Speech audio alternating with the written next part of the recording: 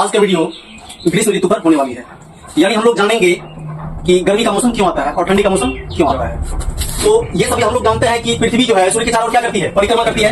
लेकिन ये कॉन्सेप्ट आता है कि सूर्य सेंटर में होता है, ये जरूरी नहीं है। सूर्य जो है सेंटर से भी दूर होता है। ये कौन बोले थे? वैज्ञानिक केपलर। कौन बोले थे? केपलर। सूर्य यहाँ पे है और पृथ्वी जो है अपने अक्ष पे इस कक्षा में घूम रही है। ये दीर्घवृत्त पर घूमती है। दीर्घवृत्त में दो अक्ष, एक होता है आपको मेजर एक्सिस और दूसरा क्या होता है? Minor axis.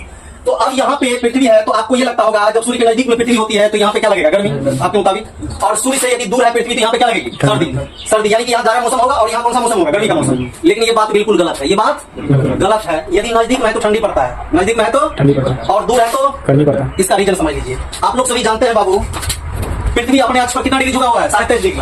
पृथ्वी अपने अक्ष पर कितना झुका हुआ है? 23.5 डिग्री झुका हुआ है। पृथ्वी अपने अक्ष पर कितना झुका हुआ है? 23.5 डिग्री। तो पृथ्वी में पृथ्वी जो है दो प्रकार की गति करती है।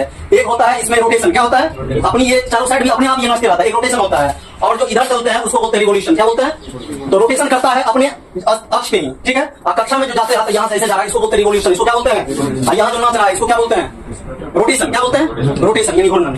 तो अब इसका कॉन्सेप्ट ऐसे समझ लीजिए कि यहाँ पर जो है इंडिया, सपोज करो इधर है, इंडिया किधर है? इधर है। तो सूर्य का रोशनी कभी भी इसी पर आएगा, इसी पर में आ जाएगा। तो इंडिया में क्या पड़ेगा? ठंडी पड़ेगा रे।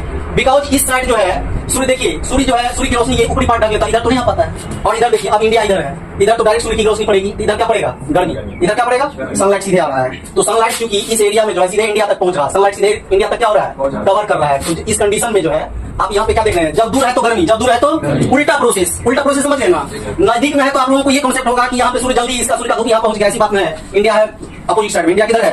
अपोजिट साइड में। इसको ऐसे हम बलून द्वारा आपको समझा सकते हैं।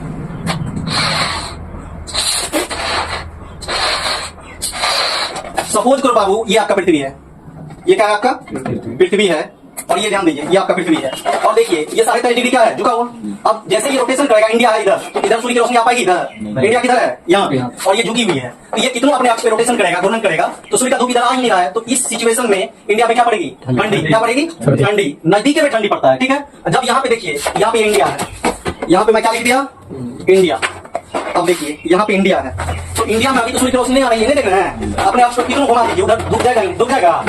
अब देखिए यही इंडिया इधर आ गया, देख रहे हैं? आई किधर आ गया? इधर। तो सूर्य की रोशनी डायरेक्ट पड़ रही है, तो यहाँ क्या पड़ रही है? गर्मी। आजकल कौन सा मौसम है? गर्मी का। ये समझ लीजिए इंडिया के ऊपर डायरेक्ट सनलाइट पड़ रहा है। दूर है सूर्य से इंडिया, अभी क्या है? काफी दूरी है, लेकिन कौन सा मौसम है? गर्मी। बिकॉज सनलाइट डायरेक्ट आ रहा है।